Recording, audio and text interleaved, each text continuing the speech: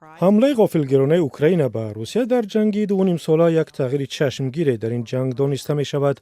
از زمان تجاوز روسیه به خاک اوکراین در ماه فوریه سال 2022 این بزرگترین حمله اوکراین به روسیه می باشد.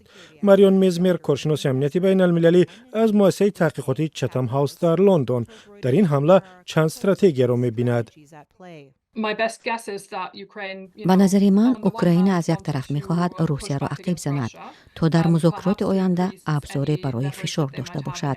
از طرف دیگر ظاهراً می‌خواهد توجه نیروهای روسیه را که به داخل اوکراین حرکت می‌کنند به دیگر طرف کشد و این کار ظاهراً نتیجه خوب داده است.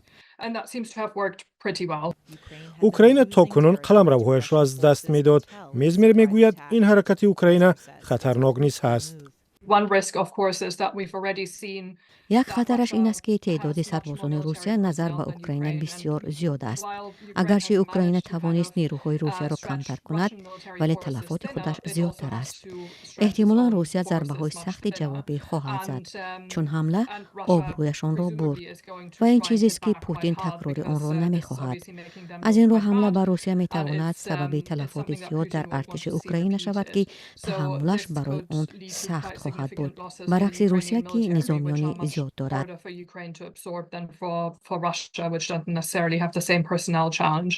به قول میزمر، حمله جوابی اوکراین برای مدتی هم باشد سربازان این کشور را روح بلند کرده است. با اندیشه من حمله جوابی بر روحیه آنها تأثیر زیاد گذاشت. یعنی اوکراین ها می دانند که اگر این جنگ خوب انجام نیابد برایشان بد می شود. از این رو عزمشان قوی است و در پشت حکومتشان ایستاده اند. با فکر من این حمله جوابی موفق نشان دهنده آن است که آنها فکر می کنند اوکراین جنگ را می برد. این زمان ممکن است در صورت شدت گرفتن حمله های روسیه نتیجه دیگر شود.